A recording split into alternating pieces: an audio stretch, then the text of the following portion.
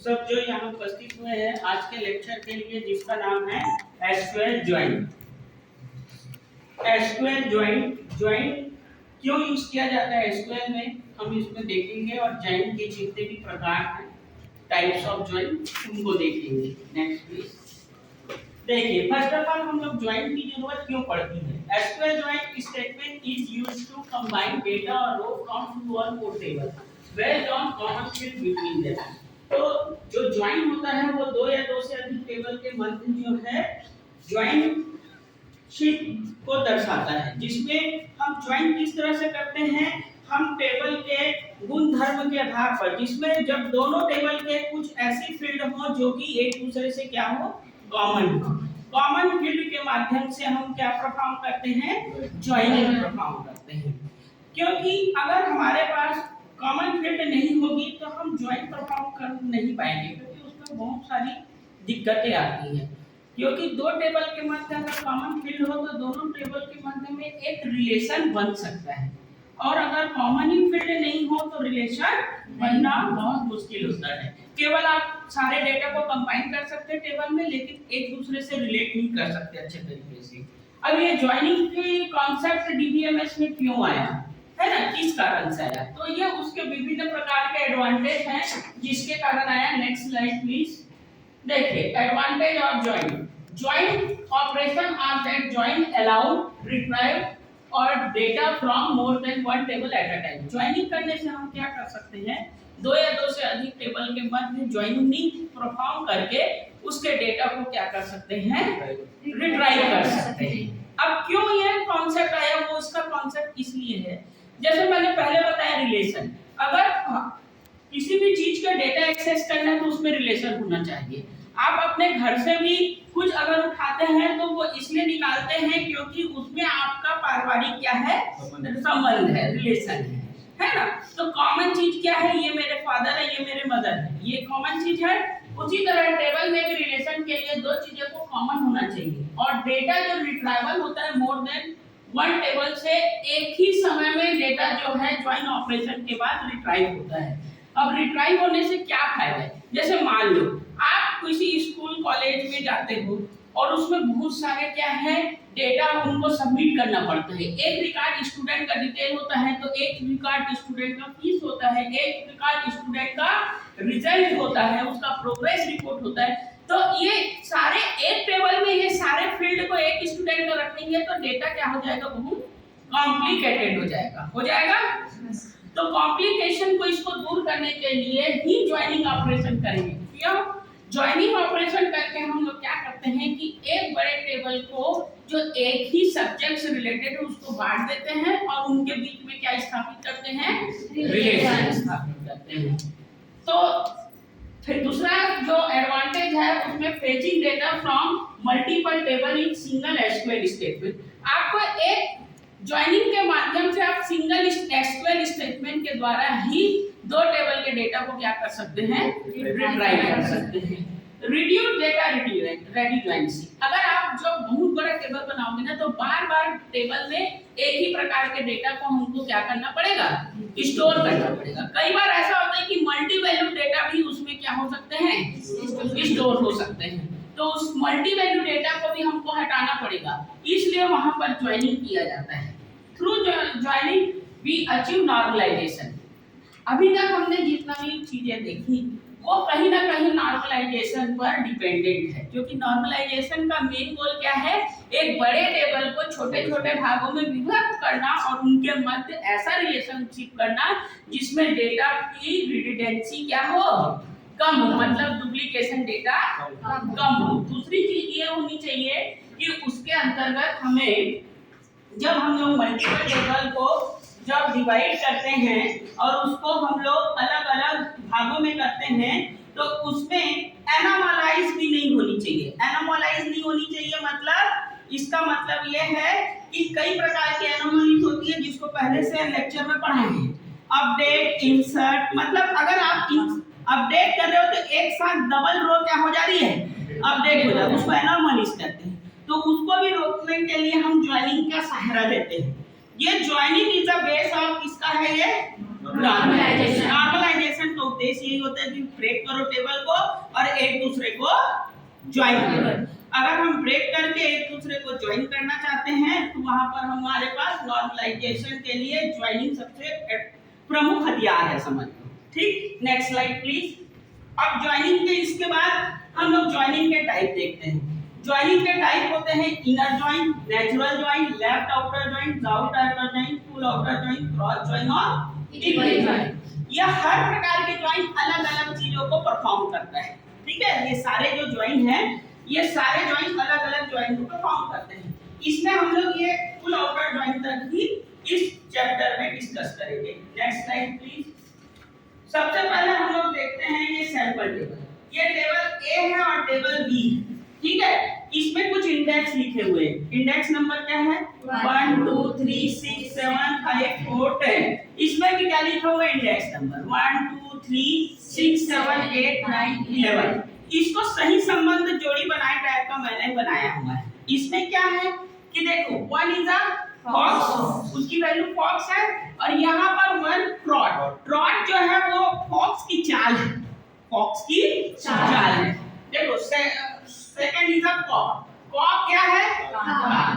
Third is a taxi. Third क्या? Taxi is a cab, है ना? तो ये सही संबंध टाइप है। 6 इज अ वॉशिंगटन, 6 मोन्यूमेंट, मतलब एक स्मारक है।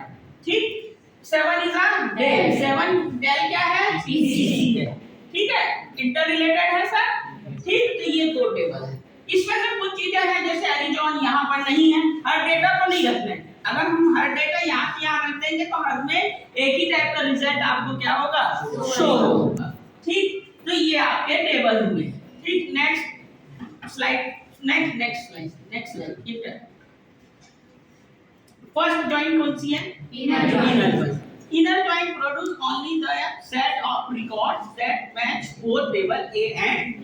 पहले हमने देखा A और B टेबल को, इसमें दोनों टेबल में जो रिकॉर्ड मैच हो रहे हैं उन्हीं रिकॉर्ड को कौन शो करेगा? Inner join. Most commonly used based understand join. ठीक, अब देखो यहाँ A इज एक टेबल है, B is also one table.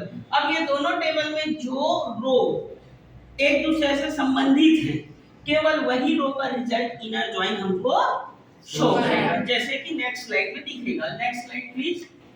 देखो यहाँ पर हमने बताया था 1 फॉक्स पी के वैल्यू है, टेबल पी के वैल्यू है और ट्रॉट है, फिर कॉक है, सेकंड कार है, टैक्सी है। इस तरह से जो दोनों में मैच हो रहे हैं, मतलब जिसकी पीके की वैल्यू दोनों में मैच सेम हो रही है, उनका रिकॉर्ड एक साथ लेके शो कर रहा है।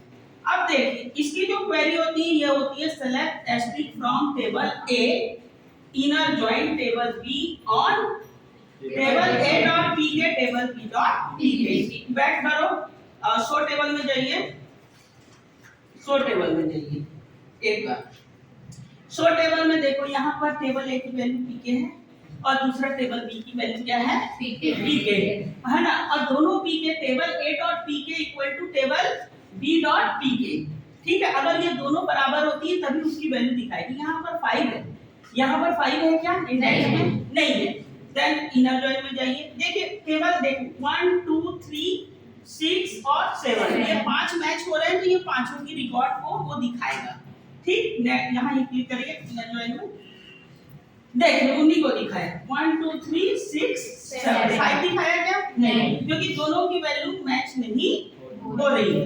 आप जब इनर ज्वाइन करेंगे तो बस ये चीजें select asterisk from table A, inner join बीच में लिखना है और उसके बाद दूसरे टेबल का नाम। ऑन कंडीशन देनी पड़ेगी table A dot P K equal to table B dot P K. Next slide. अब देखिए दूसरा पार्ट इनर ज्वाइन का है नेचुरल। नेचुरल ज्वाइन भी क्या करता है, जो दोनों में कॉमन है उनको निकाल के देता है। लेकिन नेचुरल ज्वाइन करते समय हम लोग को कैसे ज्वाइन करना है? Select asterisk from table A natural join table B. एक ड्रॉबैक इनर ज्वाइन में था, है ना। बैक करो स्लाइड। यहाँ पर देखो पी के वैल्यू तो दोनों एक थी, है ना, लेकिन वो दोनों कितने बार आ गई? दो बार आ गई। तो अगर हमको पी के की वैल्यू को क्या करना है? एक ही बार करना है, तो वहां पर हम लोग इनर ज्वाइन नहीं यूज करेंगे, वहां पर हम लोग कौन सी ज्वाइन करेंगे? Natural. Next slide please. Natural join में पीके की वैल्यू एक बार आएगी और उसके बाद टेक्स्ट ए की जो वैल्यू है मतलब टेबल ए की वैल्यू और दूसरी टेबल बी की वैल्यू। समझ में आया?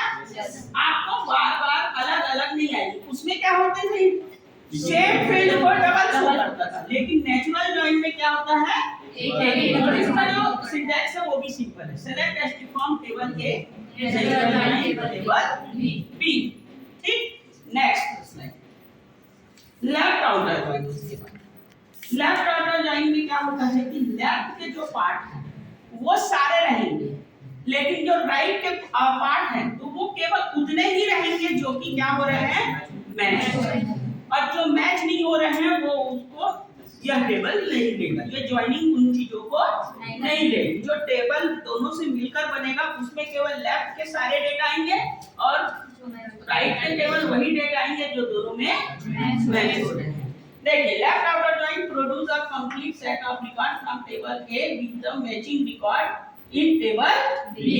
If there is no match, the right side will contain null. इसका मतलब अगर कोई मैच नहीं होता तो वहाँ पर क्या शो होगा? null. शो टेबल करिए एक बार। ये जो टेबल है हम लोग शो कर रहे हैं, ठीक है? शो करने के बाद वही टेबल है टेबल ए और table B. Left outer join में जाइए, राइट इंटर आगे बढ़िए। हाँ लेफ्ट, ठीक है। अब लेफ्ट आउटर ज्वाइन में इधर देखिए जो जो टेबल था, टेबल ए पीके की सारी वैल्यू है 1 2 3 4 5 6 7 10, लेकिन टेबल बी में जो दोनों का मैच हुआ ये वाला 1 1 2 2 3 3 4 में मैच नहीं हुआ तो वहां पर डेटा क्या आ गया?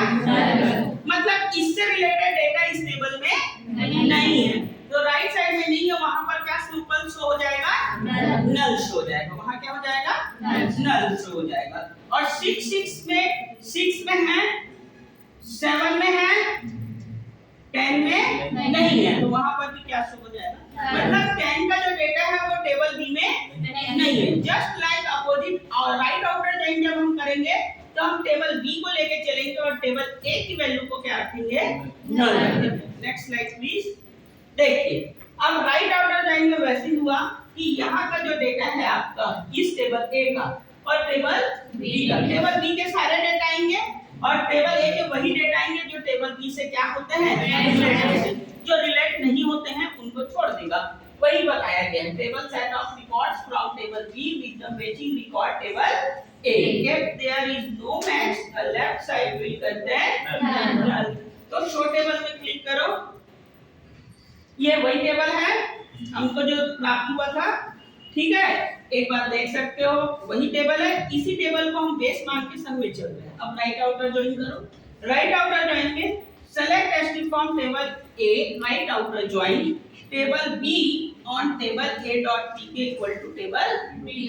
यहाँ पर पहले टेबल में लेफ्ट आउटर ज्वाइन लिखे थे तो यहाँ पर बीच में राइट आउटर ज्वाइन लिखेंगे। एक कंडीशन देंगे दोनों टेबल की जिसकी पीके की वैल्यू क्या हो, बराबर हो। उसको लेकर वो चेक करेगा कि उस टेबल में पर्टिकुलर मैचिंग कौन सी है। तो इधर टेबल ए की हो गई। टेबल ए में 1 2 3 6 7 वैल्यू है, क्योंकि इस तरफ से हमको देखना है 1 2 3 6 7 8 9 10 सॉरी 11। इनकी वैल्यू जो है यहाँ पर उपस्थित है, लेकिन इसके सापेक्ष 8 के सापेक्ष यहाँ पर क्या है? नल रखेंगे, क्योंकि इसकी वैल्यू यहाँ पर उपस्थित नहीं है, यहाँ पर उपस्थित नहीं है। तो अंडरस्टैंड हो गया लेफ्ट आउटर ज्वाइन और right outer join. Next last जो है full outer join. Full outer join में ऐसा होता है कि जो वैल्यू दोनों में कॉमन है वो भी दिखेगी और जो वैल्यू दोनों में कॉमन नहीं है वो भी दिखेगी। कई बार ऐसा होता है कि हमको सारे डेटा को एक साथ देखने की जरूरत होती है, तब हम लोग क्या यूज करते हैं? Full outer. अब फुल आउटर ज्वाइन करने से there is no match missing side will contain null. मतलब जब दोनों साइड में इधर के साइड और इधर के साइड में जो डेटा मैच नहीं हो रहा है वहां पर वो क्या शो करेगा? नल। और जो शो हो रहा है उसकी तो डेटा रिकॉर्ड करके मैच करके दे देगा। Next slide. नेक्स्ट स्लाइड नहीं नेक्स्ट स्लाइड। ये देखिए यहाँ पर हमने टेबल ए लिया, टेबल ए के सारे रिकॉर्ड हैं। जहाँ पर इससे इसके सापेक्ष रिकॉर्ड नहीं है वहां पर यहाँ पर नल है, और इसके सापेक्ष रिकॉर्ड नहीं है वहां पर यहाँ पर नल है। तो इसको बोला जाता है फुल ऑर्डर ज्वाइन। अब ये जो ज्वाइनिंग क्यों यूज की जाती है आप समझ में आ गया होगा। ज्वाइनिंग का मेन उद्देश्य है एक बड़े टेबल को छोटे भागों में और उनके बाद रिलेशनशिप रखना, ताकि डेटा रिडंडेंसी ना हो, है ना, डेटा रिडंडेंसी ना हो, मल्टी वैल्यू डेटा ना रहे, और एनोमलाइज भी कम हो सके, और डेटा को स्टोर करने की कैपेसिटी को भी हम मिनिमाइज कर सके। ठीक है, तो अगर आपके पास ज्वाइनिंग का कॉन्सेप्ट मालूम है तो आप नॉर्मलाइजेशन के बारे में भी 10 to 8 लाइन आप आराम से लिख सकते हैं, क्योंकि ज्वाइनिंग और नॉर्मलाइजेशन एक दूसरे से क्या है, कोरिलेटेड है। अगर आप ज्वाइनिंग करोगे तभी डेटा को आप नॉर्मलाइजेशन को समझ सकते हैं। ठीक है, थैंक यू क्लास। ठीक है।